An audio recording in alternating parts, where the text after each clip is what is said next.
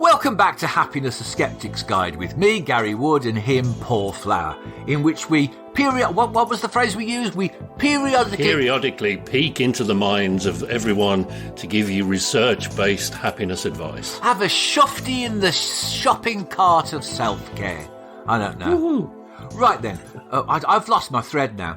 So, today we are going to be looking at positive psychology. In particular, a little bit more of a look at what was called we've called the PERMA method. It's an acronym for flourishing in psychology.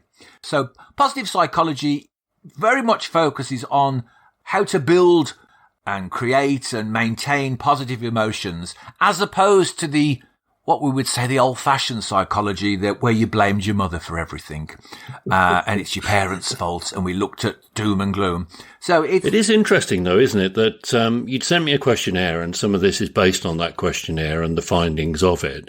And we will post a link to the questionnaire and the website in the notes or on social media and whatever. But it did say that 50% of your happiness level is based on genes. So, you can blame your parents for 50% of it, but the other 50% you've got to get on with yourself. I think considering that in anywhere else, in any other aspect of life, genes can only account for 40%, it seems to be a bold statement.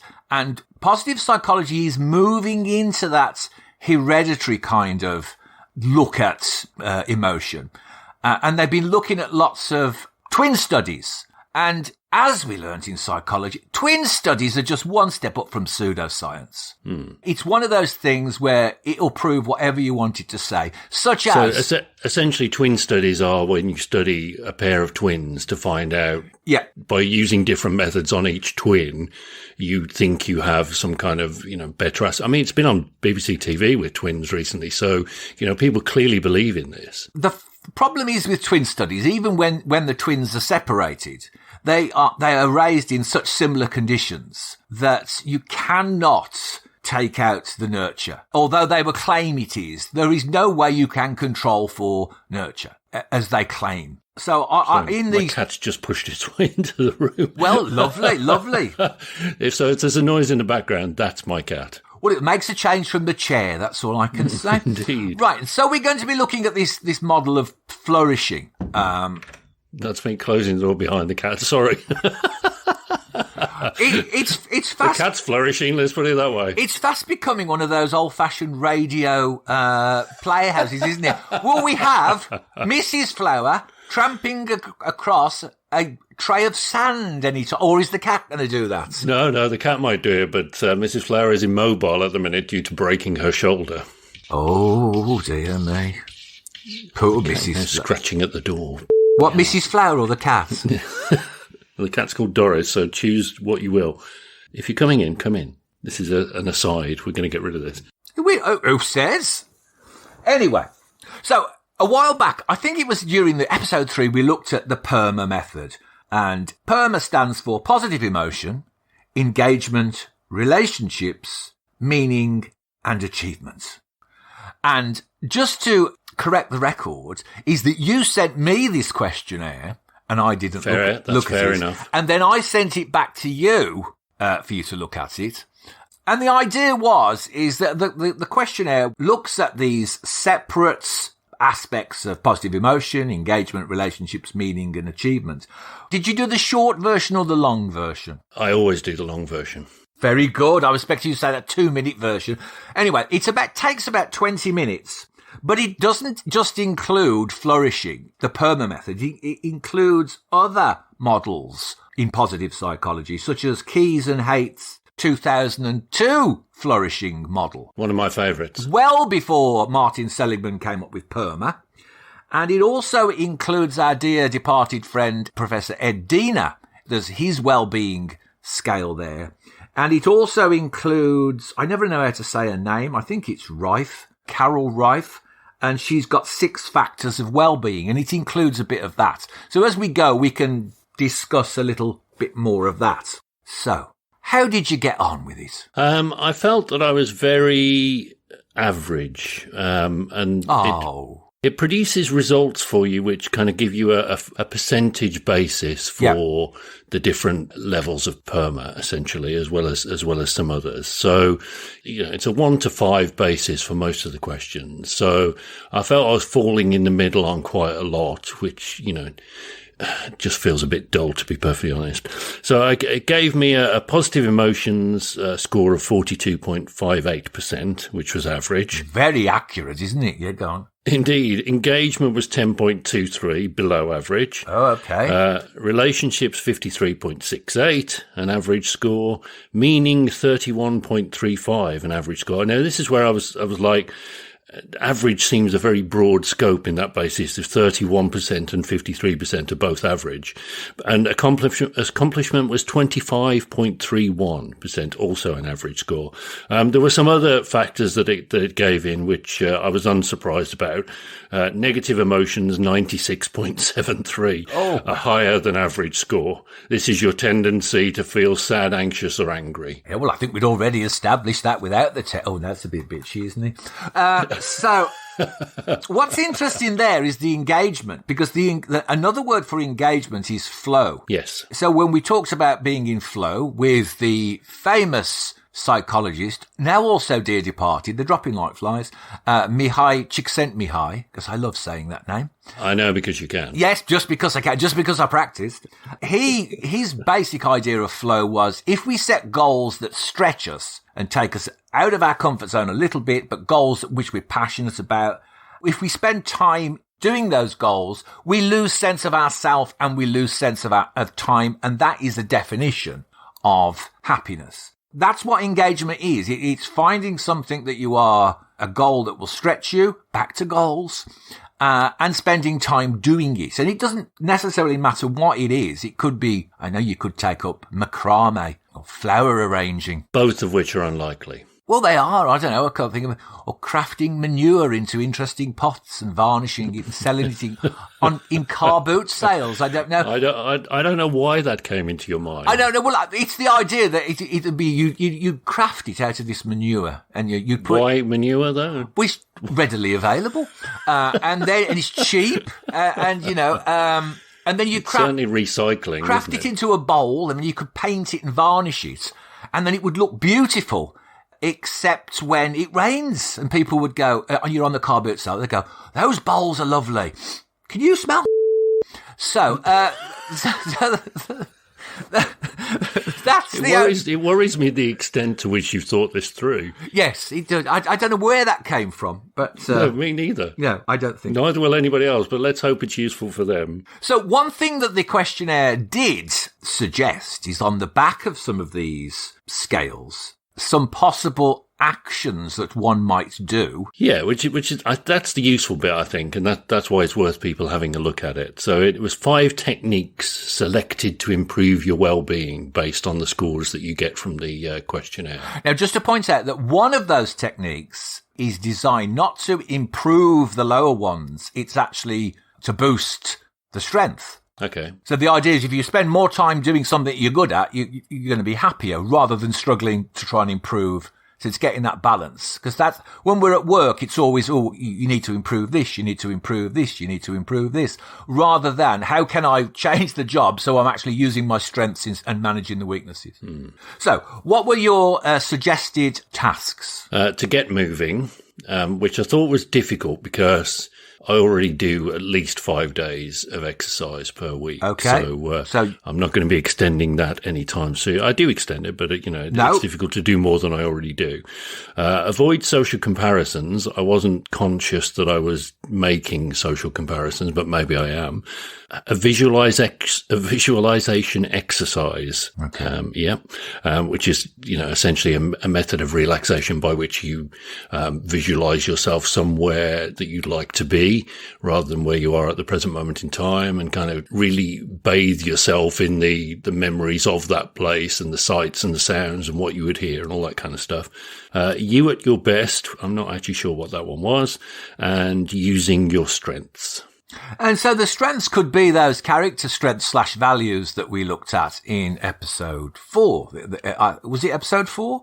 Or it was very early on. Episode 3. It was to do with meaning. So just to go back to the visualization, there are a number of ways we can use visualization. So classically, you would just imagine yourself on a beach. Picture yourself in a boat by a river. Yes. I'm not going to go any further with that one. We'll get sued. For copyright reasons. Anyway, well, if Jeff Lynne was never sued, I don't think we would be. Anyway, I've lost my thread now. So... Sorry, you were talking about visualization. Well, there's a simple visualization that you can do of a morning. So you can go into the shower, I've mentioned this, and you can imagine the shower is also bathing you in light and you're feeling cleansed and revitalized. So that's a very simple little visualization that doesn't take up any time, and that's why I developed that one. There's another one where you can think about, and I use this for people with public speaking. They just imagine and visualize the moment after they've given the public speech, and they imagine the applause, and they imagine it went well, and they imagine how they felt. And it almost tricks the brain into accepting that it's happened in a positive way. So you don't think about how you got there, and this is one of the things that athletes will do. They will visualize going over the finishing line. How amazing do they feel? And it's a way to build motivation. So there are different ways we can use imagery and visualization. You can just simply sit there and you can imagine yourself being happier, or imagine yourself in a state when you were happy. How does think about when times were better? Yeah. How does happy feel? If you've been happy, then you have a memory of how that felt. What's your body like when you're happy? What's your expression like when you're happy? Do you feel light? Do you feel heavy? How do you feel when you're happy? Try and conjure up that sense of happiness. It's kind of that psyching yourself up. People can make themselves feel sad. If I say to people in a workshop, I'll say, okay, show me you're depressed without telling me. Everybody drops the shoulders and they look down. Nobody puts their hands in their hair and goes, yay, I'm depressed. So there is a way we can use... There's a physical side to that then, isn't there, I suppose, which could link up to the get moving thing. So if you visualize happiness and what that looks like, you might be dancing around the room rather than, sitting slumped in your chair. Yeah, so if you're doing your visualization in combination with your exercise, you could do it in two ways. You can say, I'm running now. My knees are crumbling and they're turning to chalk, and you can imagine that. Or you can imagine all the positive benefits of the oxygen going around your body as well. So the two ways to use visualization. Do you want to be there? I hate this. And then you're thinking, I'd rather be somewhere else. Or you can think, isn't this amazing? I'm still able to do this in my advanced years. Speaking for myself, of course. No, that's actually true. I do think that way, to be perfectly honest. Yeah. Any exercise that you do is making you better than the person that sat at home on the sofa, isn't it? Or just making you a better version of you, making the most. And in a way, that is a form of gratitude, which you didn't mention. Well, no, that's the thing. In the 5 techniques, it wasn't mentioned, but I had seen it somewhere else, which is why I'd made a point of emailing it to you, because we mentioned gratitude in a previous episode. And, I have struggled with doing that particular exercise, as you know, and most exercises. Yes, that's right. No, I think we shouldn't just single that one out for special attention. No, all of them. So I feel like a challenge coming on. Would it be useful to hear it? Now, this is what I say to clients. I never challenge directly. Would it be useful to hear my challenge? Yes, always. Okay then. In the review episode, I asked you the question, what do we need to speak about in the next few episodes for you to feel like the journey's gone forward in a positive way for you? And what would we need to talk about? And one of the things that you suggested was gratitude. So. Yeah, I think I suggested gratitude mostly because, I was aware that is something that is helpful. So, I'm already aware that this works. Okay. I'm just not kind of at a stage, or not a stage. I'm struggling really to kind of do those, you've got to do this every day thing and write it down on a piece of paper thing, because essentially I feel that things that I'm grateful for would be mostly the same every day. It doesn't matter. So in mine, there's also, I do, look, we mentioned last time? I've lost my thread. I've got an anticipation part to mine. And you can look at that two ways. You go, oh no, I've got to do anticipation as well as gratitude. But the anticipation can be used as a way to set you up. So first thing in the morning, write 3 things you're looking forward to. And it could be a coffee, it could be a run, it could be anything. But those then could be the things that you're grateful for the day. So it's actually setting you up for things that you might be grateful for. And I think last time you kind of saw it as an extra task rather than a preparation for the gratitude. Yeah, I have a tendency to avoid being obliged to do things. Yes. So the next part of my challenging question is, in what format would things need to be presented to you for you to skeptically give them a go rather than cynically refuse to do them? It's much less a cynical refusal to do them than a not doing them for a few days and then forgetting to do them. I wouldn't cynically refuse to do them. I would actually really like to be the kind of person that could do this and do it well, because I know it may well have an effect. But I don't know. I just can't get it. I cannot get it at all. And it's not. It really isn't for want of trying. So do you brush your teeth every day? Yeah, I knew you were going to go into the routine thing, and that is how I get my exercise done. If I don't exercise in the morning, then, I know that most likely I'm not going to exercise at all, because I'll just get wrapped up in other things and do them instead. So I do have a daily exercise routine. So yes, I understand that routine is very effective in this respect. So it seems to be like part of the problem is not wanting to do the exercise because you want it maybe to be original or brilliant or to be lots of variety. Maybe it is that. Yeah, I would want to think, I'm the kind of person, I don't sit at home with all the records that I've ever bought. If we go back into a music analogy, I like to listen to new things. And if I'm writing, I like to think that I'm writing something that's new or different. Being thankful for the same things every day, would be to me like praying, and I'm not religious. So thanking God for this, that, and the other, that's just not in my frame of reference at all. So you've got to thank God. It's just acknowledge. No, I know that, but I'm saying it's like thanking. Okay. A lot of people will go, oh, thank God for this, and thank God for that, and thank you, Lord, for everything you've done for us. And I'm not demeaning that at all. It works for a lot of people. Otherwise, religion wouldn't exist. But being an atheist or agnostic or whatever, doing the same thing every day would feel like that, basically. So how else might you approach it then? If you were, so the aim is to actually be happier. So I think I've got another challenge coming on. Would it be useful to hear it? Well, come on then, let's hear it. Goals, actions, values, and challenge man today. Yes. It doesn't quite fit into it, unfortunately, as an acronym. So the goal was to be happier in some way. Are you just happy enough? Or maybe you don't want to be happier, that what you've got now is actually good enough? Well, there's an acceptance, isn't there? I think over the years, I have become accustomed to accepting that this is the way that I am. It may not get much better or much worse. And so, I become accustomed to living with it. And is that enough? I don't know. Okay, then. Because it seems to be that the stumbling block seems to be the daily thing. So if you don't think daily is going to work, what interval would work for you to test this out, to see the actual thing is, and this is throughout coaching, is there's an element of suspending your disbelief and trying it out anyway. Yeah. I've got no answer for you. I know that I should be doing it. I'm not doing it.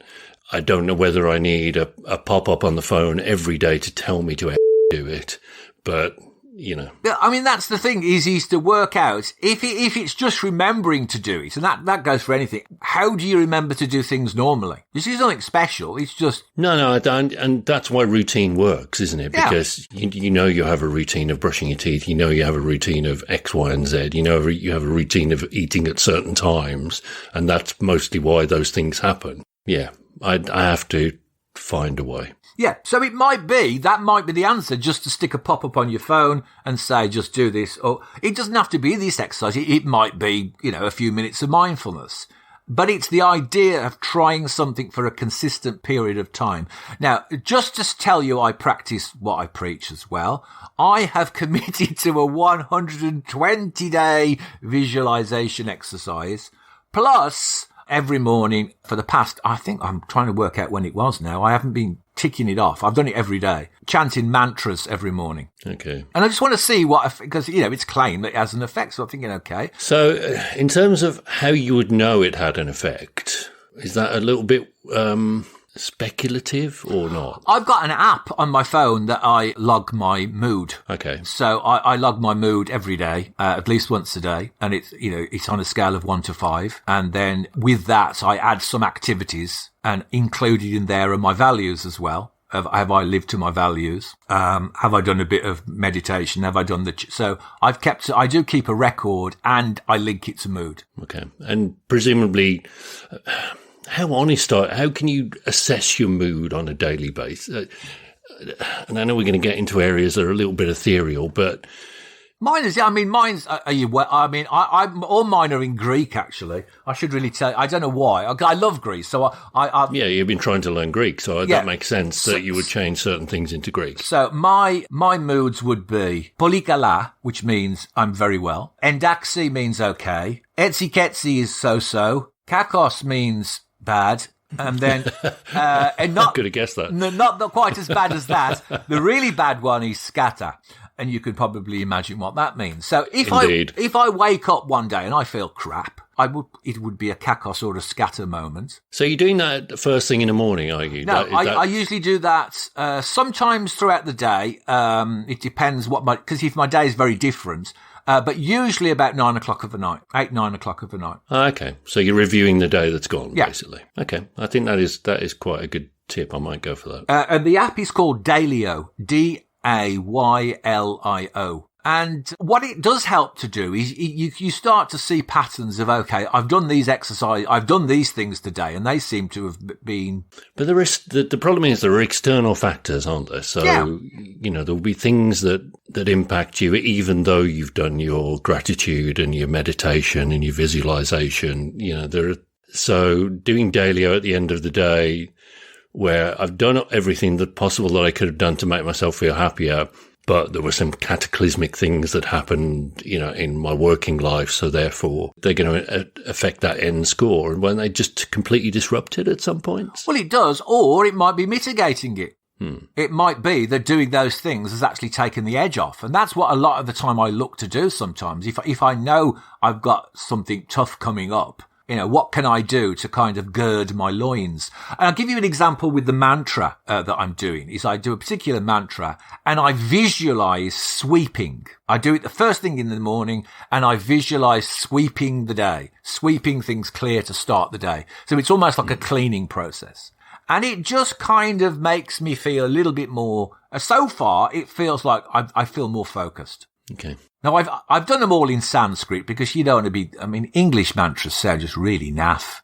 I'm the most wonderful person in the world. No, I couldn't do that. And I think there is an element of some of that self-talk, which, I'm the best, I'm the greatest, which actually puts a pressure on you because you're not that thing, really, don't you? I think. Yeah, well, what happens is, in the back of your mind, you go, I'm the most wonderful person in the world. And in the back of your head, you go, no, you're not. No. I'm going to conquer the world. No, you're not. Perhaps not today, anyway. There is a way of wording affirmations in a way that we can accept them. With practice, I can become better at this. And you're thinking, okay, with daily efforts, I could become happier.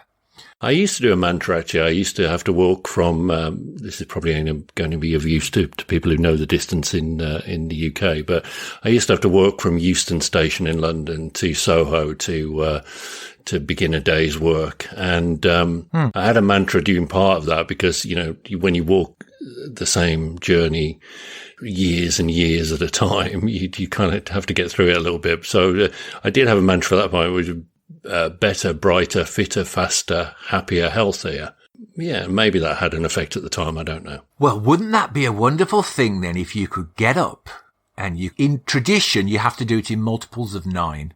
So okay, I didn't know that. Yeah, well, that's in Buddhist or Indian tradition. That's why the mala's got, the mala the beads thing. You count the beads, 108 beads. So you can do it in multiples of 9. So what if you committed to do that mantra whenever it feels right, but do it, say, 9 times? I could do that for sure. So you could do that when you're running, or you could do it in the shower.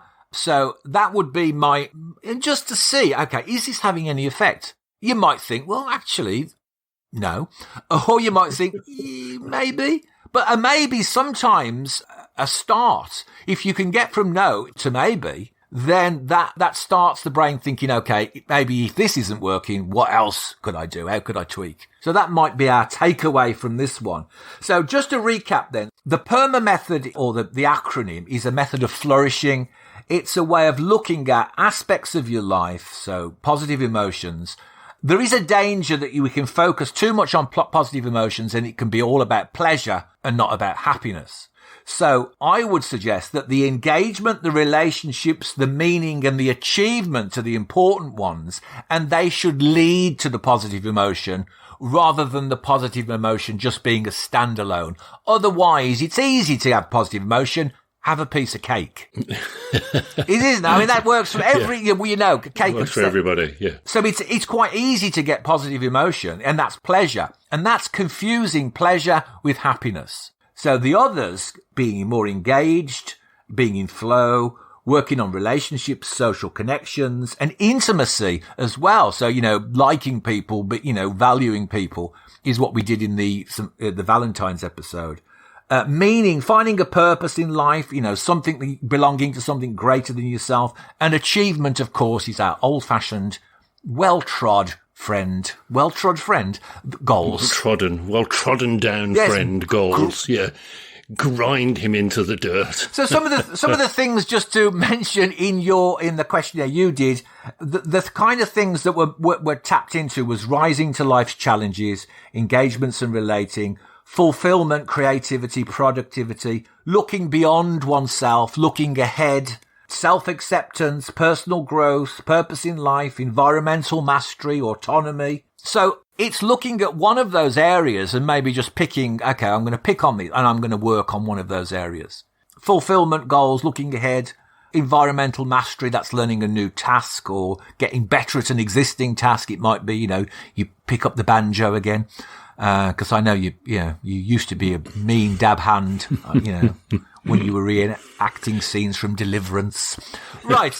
I think. On that note. So on that note, this was and is Happiness with me, Gary Wood, and him, Paul Flower. And this time we've had a little bit of a deeper dive into the PERMA method, and we might even have something that Mr. Flower will commit to having a go, seeing as it's an exercise of his own devising, which is probably the best kind of exercise you can do. If you can think of something that has meaning to you and do it, even better. Indeed. And if you enjoyed this episode, don't forget to follow us on social media, rate and review us wherever you hear your podcasts, and do, above all else, subscribe, because that means you get these episodes automatically. And won't that be a joy to everyone? Yay!